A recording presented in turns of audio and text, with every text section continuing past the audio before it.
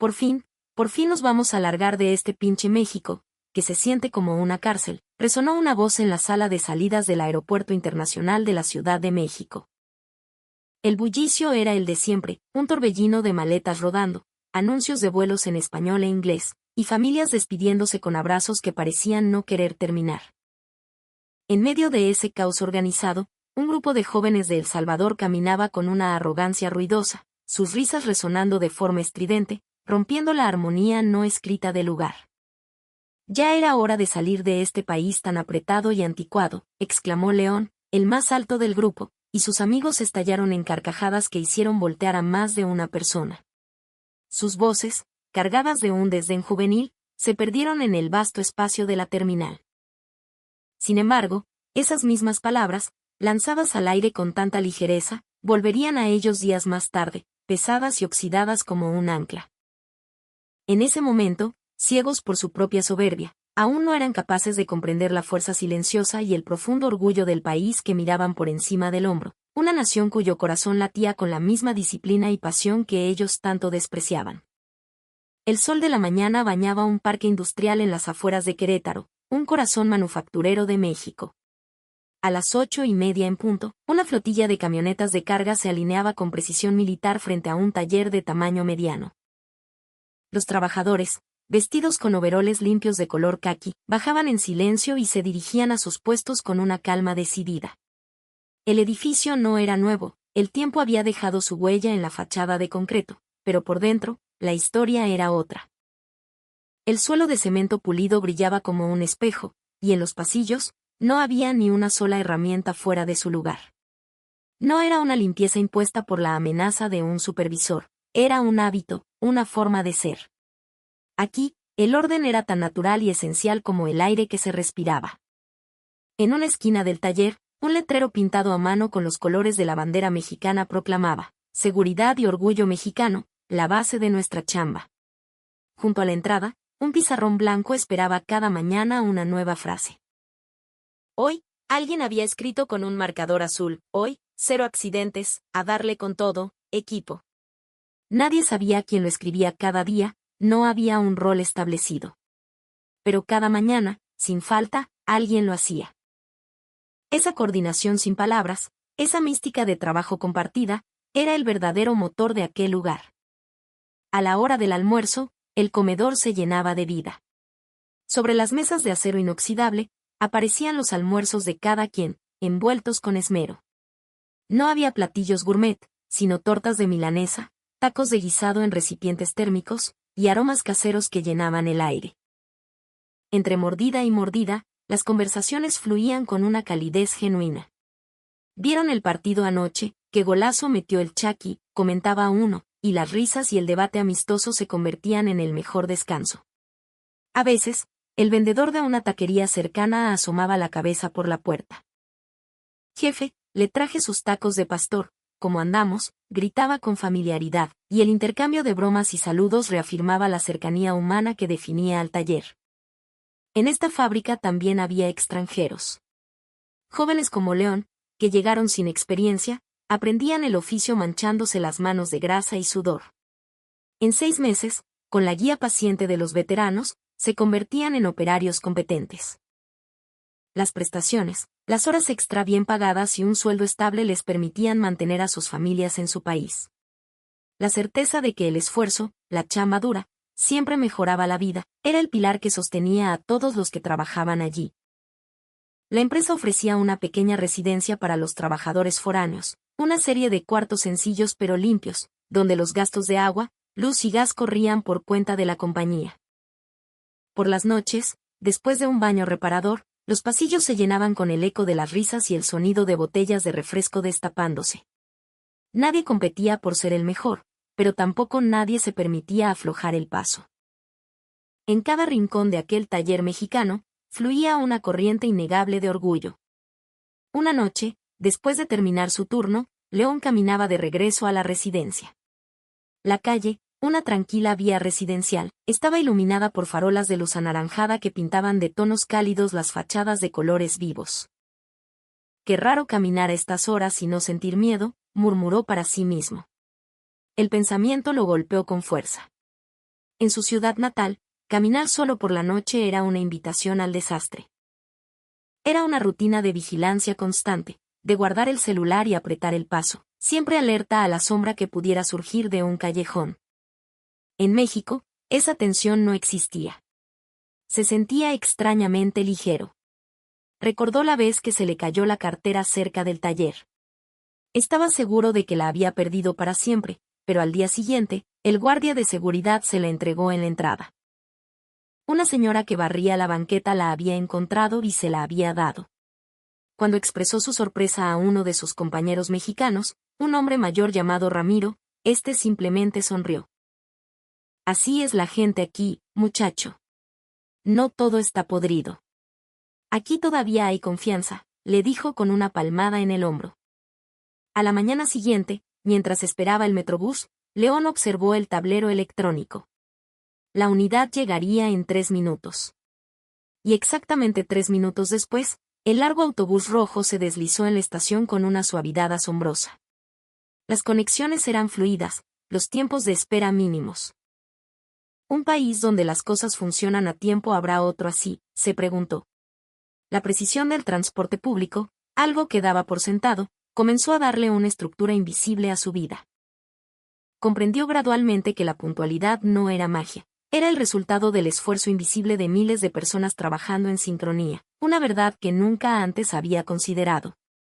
Durante sus días libres, León exploraba la ciudad.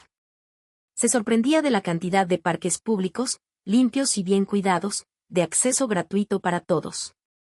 Un domingo, sentado en una banca del Parque México, vio a una madre con su hijo pequeño recogiendo la basura que otros habían dejado. No eran empleados de limpieza. Eran ciudadanos comunes.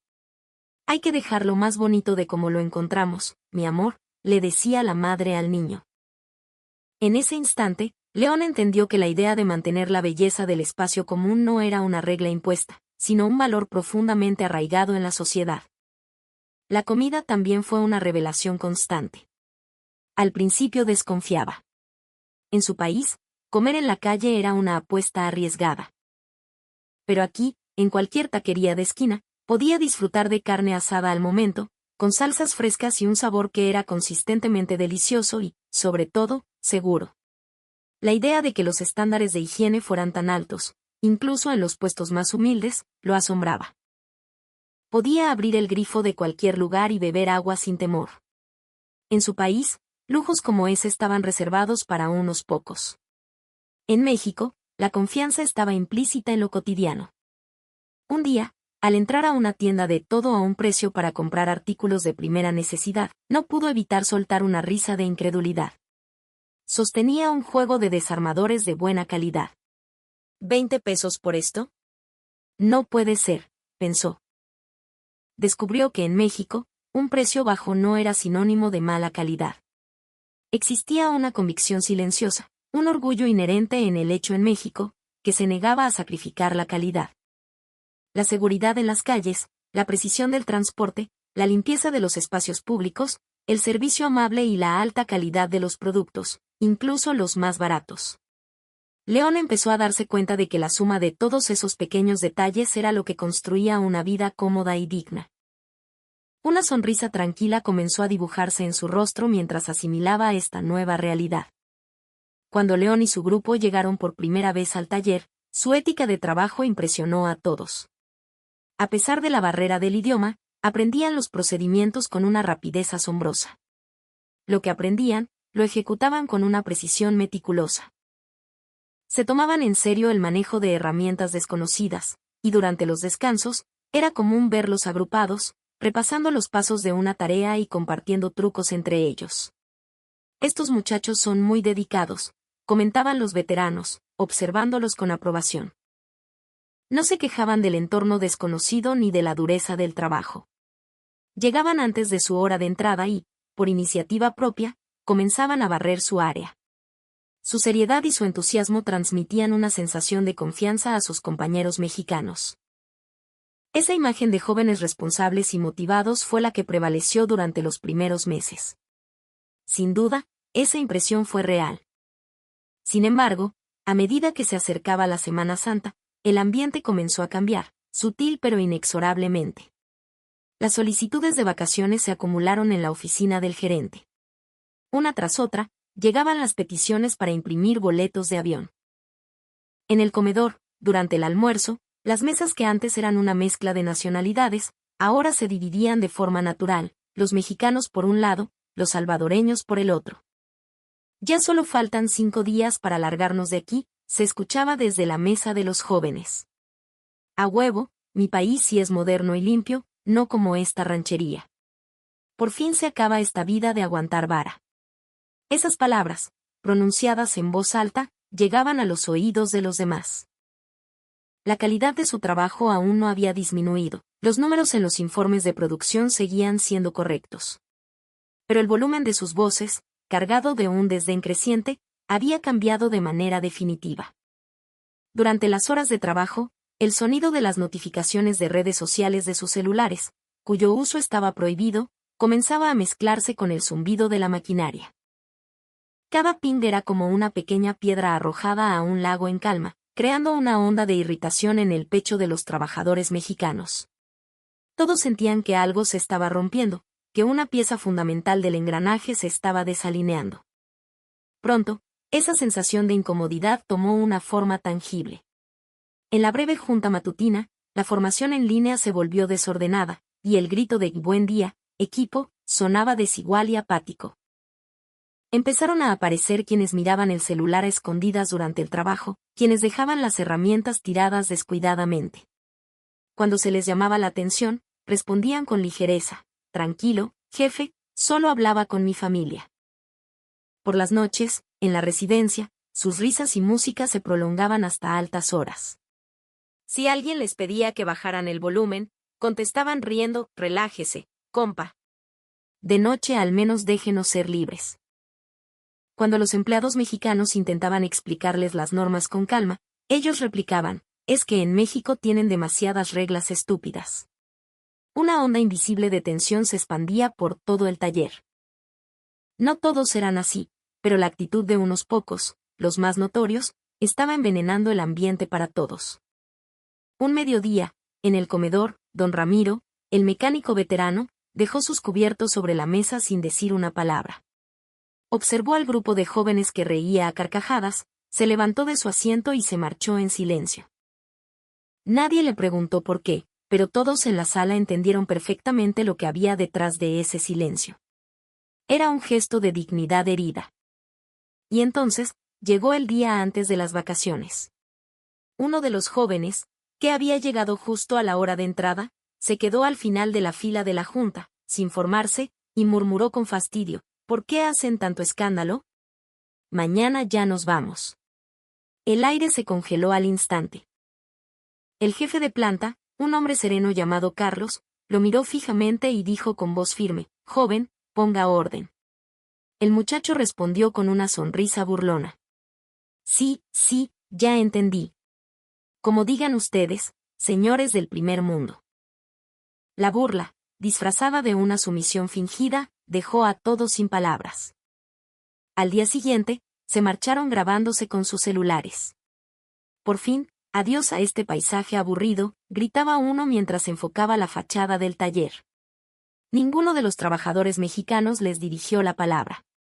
No era resignación, era el silencio de un juicio sereno y definitivo. En lugar de expresar su ira, habían trazado una línea invisible pero infranqueable en sus corazones. Al otro lado de esa línea, dos mundos que nunca volverían a encontrarse se habían separado para siempre. La ciudad en El Salvador, en plena celebración de una fiesta local, estaba envuelta en el brillo de las luces de colores y el humo de los fuegos artificiales. Pero detrás de esa fachada festiva, el aire se sentía pesado, denso. Al bajar del avión, lo primero que golpeó sus fosas nasales no fue el aroma nostálgico del hogar, sino una mezcla húmeda de gases de escape y el olor a fritanga de la calle. En la salida del aeropuerto, una caótica fila de taxis tocaba el claxon sin cesar. León intentó sonreír y dijo: «Bueno, por fin en casa», pero sus propias palabras sonaron huecas, secas. En el trayecto hacia la ciudad, pancartas rojas celebrando la festividad ondeaban a ambos lados de la carretera. La gente gritaba: El estruendo de los petardos se mezclaba con los gritos de los niños.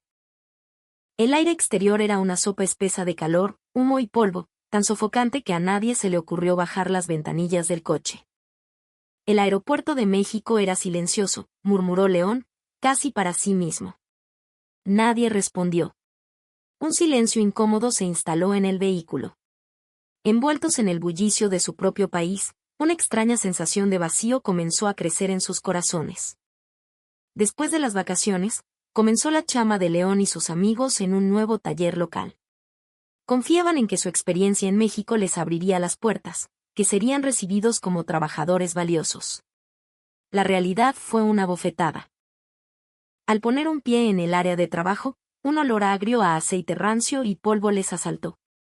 Las señales de seguridad estaban descoloridas y peladas. Alrededor de las máquinas, herramientas y piezas de repuesto yacían esparcidas por el suelo como si hubieran caído del cielo. El supervisor, sin darles ninguna explicación, simplemente les gritó: «Ahí está el trabajo, muévanse». Los procesos eran ambiguos, los informes inexistentes, y la responsabilidad por cualquier error se endosaba mágicamente a los subordinados. Si preguntaban algo, la respuesta era siempre la misma: «Eso arréglalo tú, para eso te pagan». A la hora del almuerzo, les entregaron una caja de poliestireno. Dentro, arroz frío y una sopa insípida. A su alrededor, alguien fumaba, otro maldecía en voz alta al jefe. Los gritos y los golpes en la mesa, algo que nunca habían escuchado en el taller mexicano, eran la banda sonora del lugar. Aquí, si te quedas callado, nadie te ayuda, comprendieron finalmente. Esa era la realidad de trabajar en su propio país. El trayecto al trabajo era otra prueba. El autobús, que en México llegaba con la precisión de un reloj, aquí se retrasaba 30 minutos como norma. En el interior, la gente se empujaba sin piedad. Si alguien te pisaba, nadie se disculpaba. Recordaban como en México, un desconocido podía hacerte un leve gesto con la cabeza a modo de disculpa. Aquella vida cotidiana, ordenada y respetuosa, donde todos parecían cuidar del prójimo, ahora se sentía como un sueño lejano, casi irreal. Durante un breve descanso, uno de ellos murmuró, mirando al vacío: «El taller de México era estricto, pero al menos respetaban tu tiempo». Nadie contestó. De sus bocas, que antes se jactaban de que su país era 100 veces mejor, ya no salían esas palabras. Las fotos que guardaban en sus celulares de su tiempo en México ahora parecían reliquias de un mundo perdido, las herramientas perfectamente ordenadas, el suelo impecable, los almuerzos calientes y caseros. Cada vez que las miraban, sentían una punzada de nostalgia y arrepentimiento en el pecho.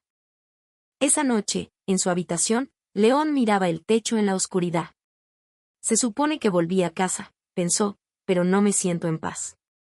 En México, el silencio y el orden le parecían aburridos, una señal de un país sin vida. Pero ahora, se daba cuenta de que ese silencio era, en realidad, seguridad. La frase «mi país es 100 veces mejor» se había desvanecido de su mente sin dejar rastro.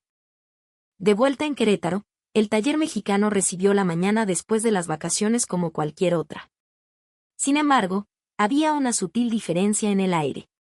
Sobre uno de los bancos de trabajo, las cajas de herramientas que ellos habían usado permanecían intactas. Solo las etiquetas con sus nombres habían sido retiradas con cuidado, dejando únicamente los números de inventario en los estantes.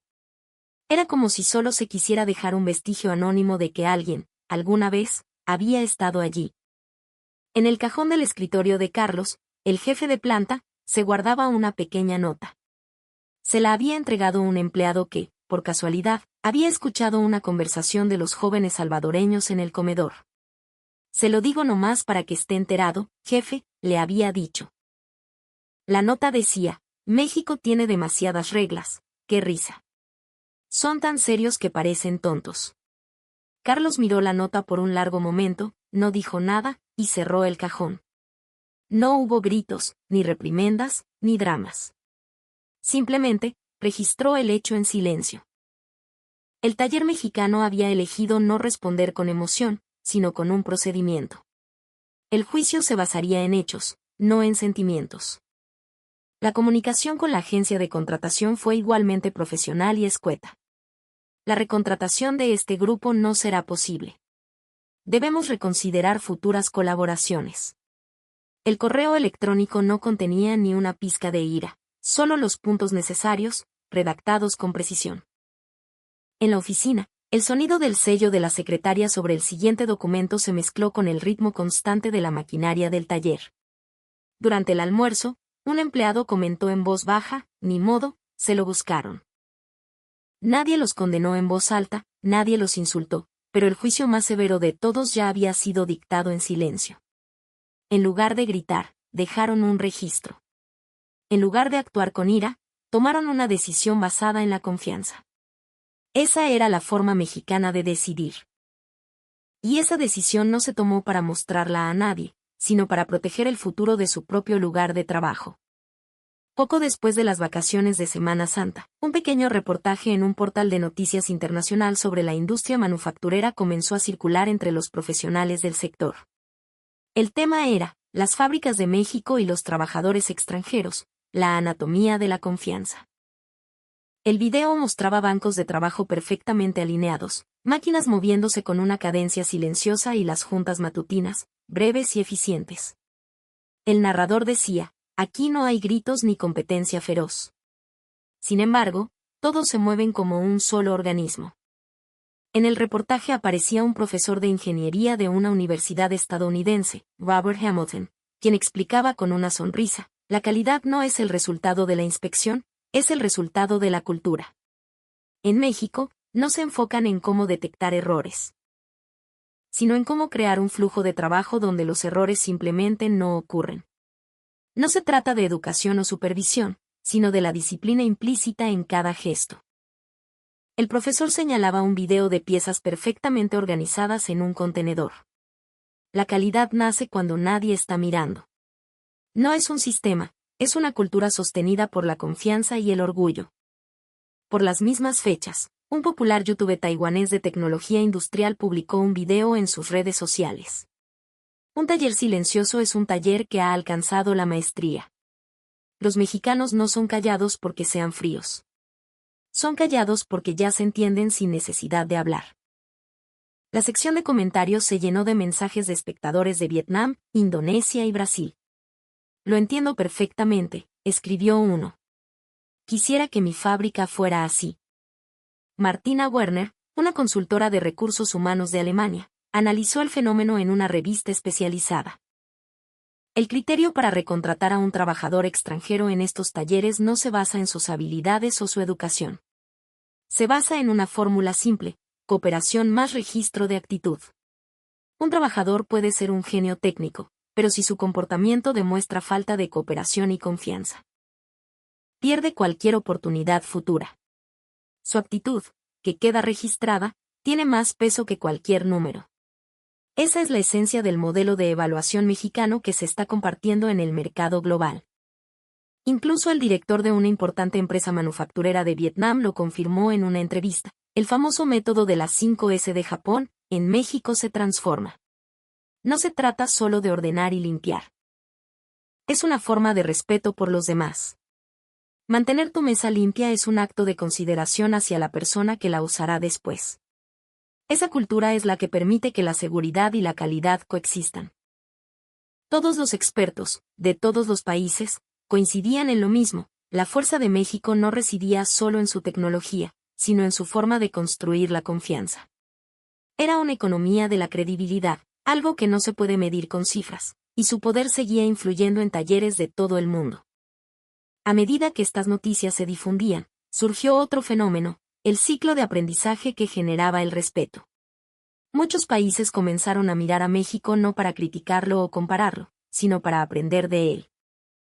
Un joven trabajador de una fábrica en Vietnam comentó: adoptamos el método de preparación que aprendí en México, y los errores en nuestra línea de producción se redujeron a la mitad. Solo con verificar todo antes de empezar y confirmar en voz alta, todo cambia.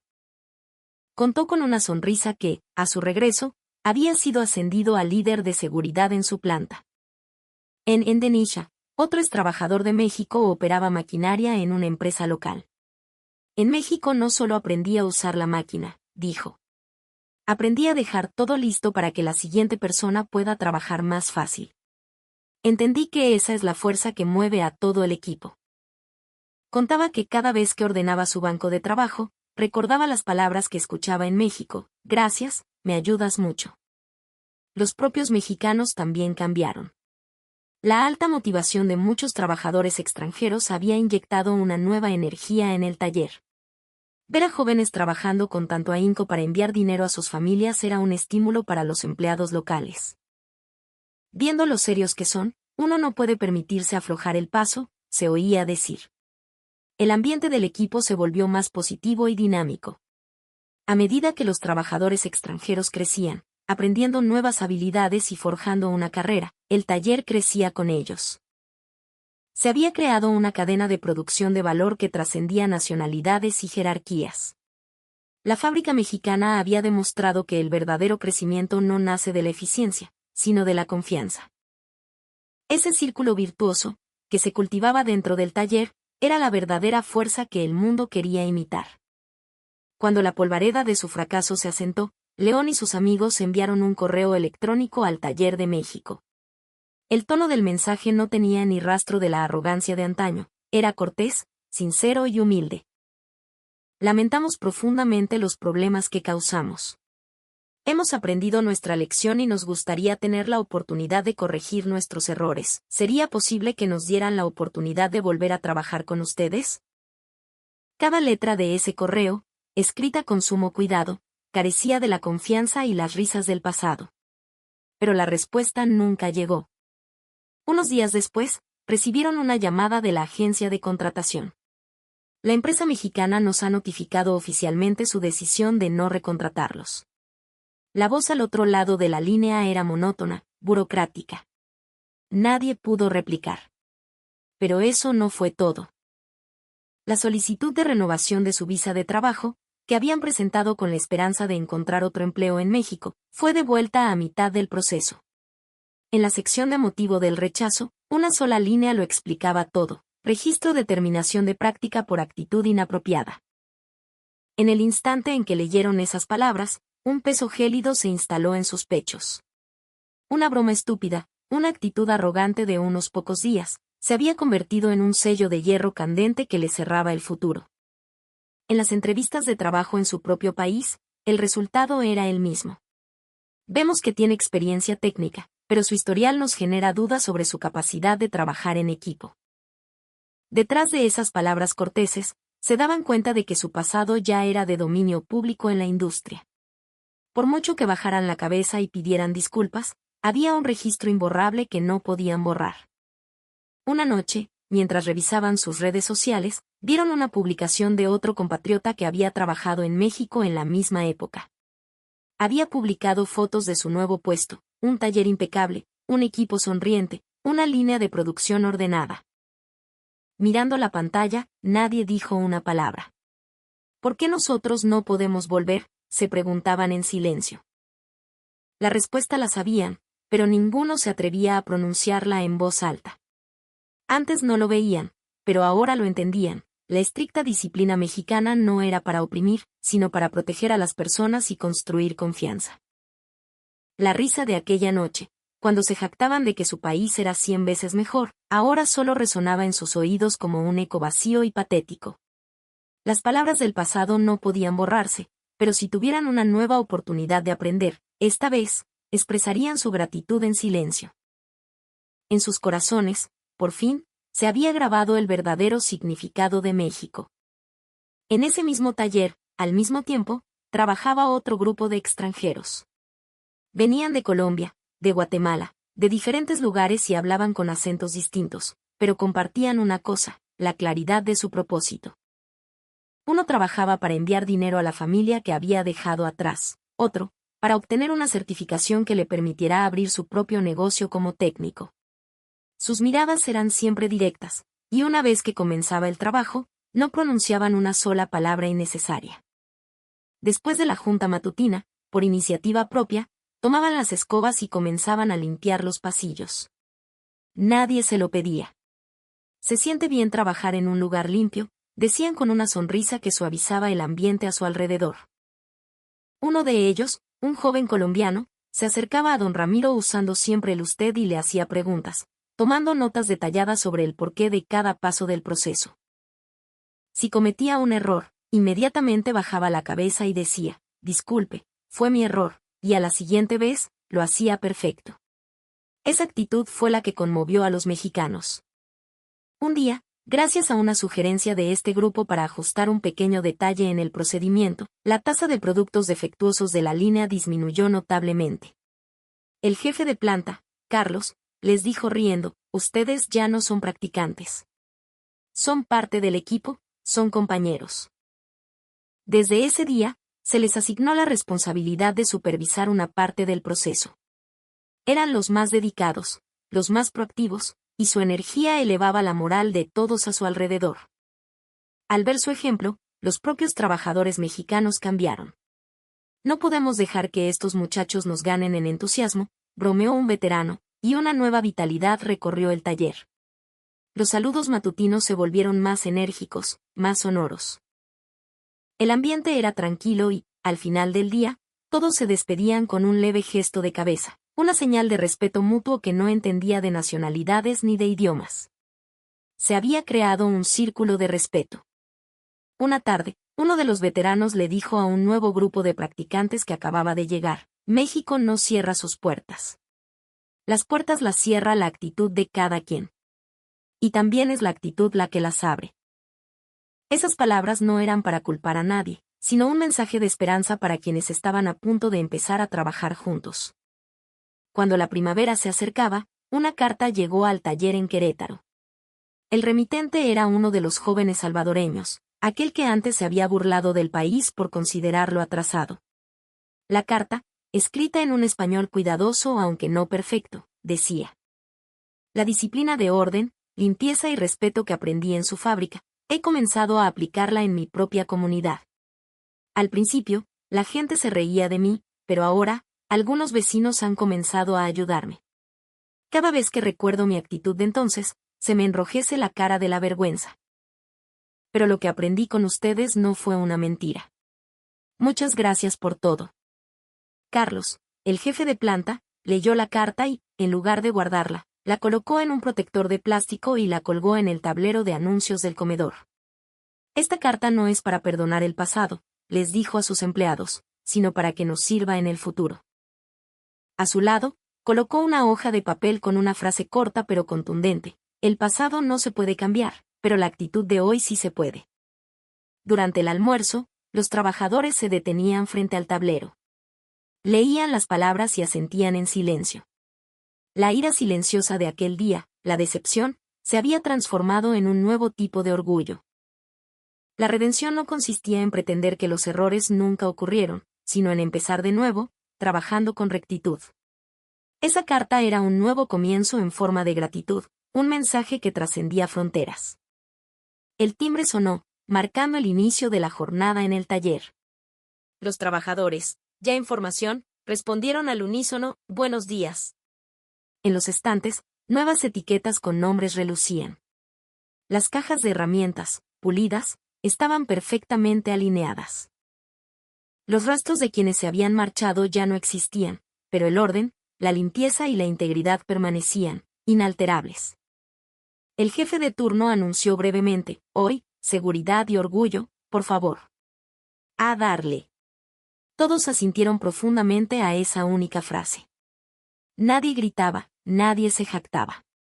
Era el testimonio silencioso de la honestidad de personas que habían acumulado esfuerzos discretos, día tras día. La voz que una vez se rió diciendo por fin nos vamos de este pinche México ya no llegaba a los oídos de nadie. El orden y la confianza de México no se tambalean por palabras como esas. Como prueba de ello, el taller, hoy, seguía moviéndose con su ritmo sereno y constante. La fuerza silenciosa de México, hoy como siempre, se sostenía en las manos honestas de su gente.